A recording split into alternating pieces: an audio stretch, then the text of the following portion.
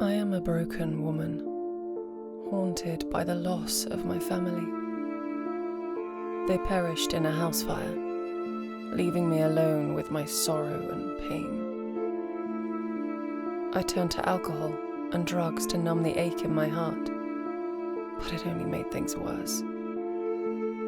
I lost my job, my friends, and my will to live. I was a shell of a woman, wandering aimlessly through life, until I heard the call of the hollow. It was a dark, scary hole, a hollow deep in the forest, whispering my name in my dreams. I tried to ignore it at first, thinking it was just my imagination playing tricks on me. But the voice grew louder and more insistent, filling my mind with visions of unspeakable horror and forbidden knowledge. I knew I had to resist the call, but it was like a siren song, luring me closer and closer to the brink of madness. What made the voices even more traumatizing was they were the voices of my wife and children. They said they were stuck at the bottom of the hollow and begged me to come down and rescue them. I sought help from doctors and therapists, but they could not silence the voice in my head. They told me it was a symptom of my addiction and trauma, but I knew better. I knew that the hollow was real and that it held the key to my family's salvation. I felt a strange connection to it, as if it was part of me, waiting to be reunited. Reunited with my family? Yes. But also the hollow itself longed for me. I started to explore the forest, searching for the hollow. It was not easy, for the forest was vast and treacherous, filled with hidden dangers and ancient secrets. But I was determined to find it, to face my fears and embrace my destiny. I spent weeks wandering through the forest, living off the land and my wits. I encountered strange creatures and eerie phenomena, but nothing could deter me from my goal. At last, I found the hollow. It was a deep, dark chasm, surrounded by twisted roots and gnarled trees. The air was thick with the scent of decay and ancient magic. I felt a chill run down my spine as I approached the edge, but I did not falter. I knew that this was the moment of truth, the moment when I would either succumb to the darkness or rise above it. I closed my eyes and took a deep breath, then leaped into the hollow. I fell for what seemed like an eternity, the darkness engulfing me like a shroud. I heard whispers and screams, felt claws and tentacles tearing at my flesh. But I did not scream. I did not give in. I fought back with all my strength, wielding a hidden power that I never knew I had. At last, I landed on solid ground, bruised and battered, but alive. I looked around and saw that I was in a strange foreign land, filled with towering spires and writhing tendrils.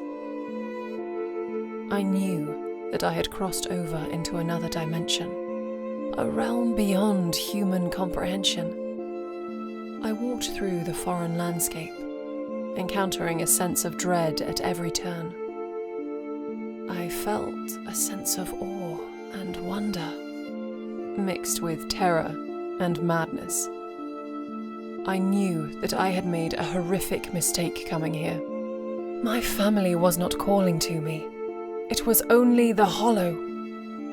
I had to find my way back, to return to the surface and face my demons.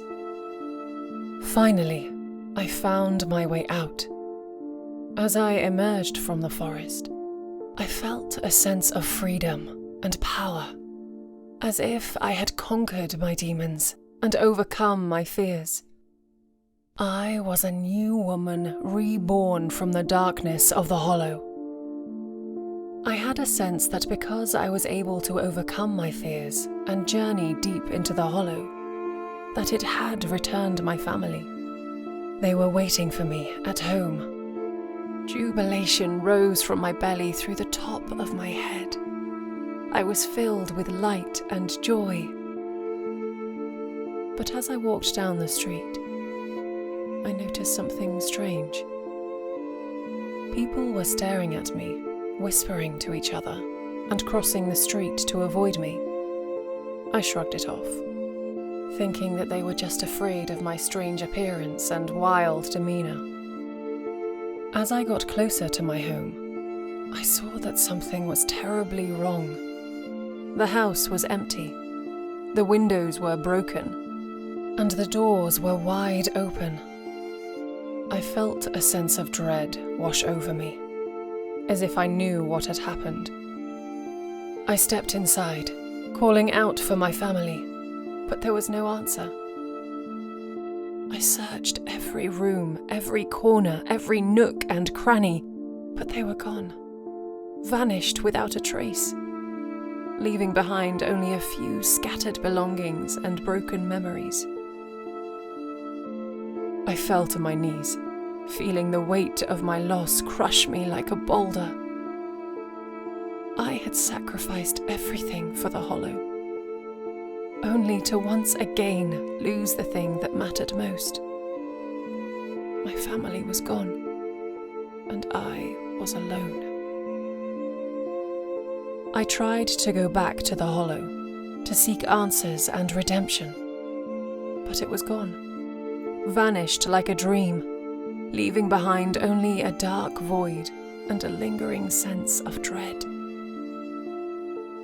I was a broken woman once more, haunted by the memories of my past and the futility of my present. I knew that I had made a terrible mistake, that I had traded my soul for a fleeting, hopeless hope. I wandered the streets, lost and alone, until I stumbled on a park bench. I sat down, feeling the cold metal against my skin, and looked up at the sky. It was a dark, dreary day, the kind of day that matched my mood and my fate. I closed my eyes and whispered a prayer, hoping for a miracle, a sign, a way out. But there was no answer, no salvation, no hope. Only the darkness, the emptiness, the void. I opened my eyes and saw a figure standing in front of me. It was a man, a tall and swarthy man with a pale face and dark eyes. He looked Middle Eastern to me, perhaps Egyptian. "Who are you?" I asked, feeling a sense of unease.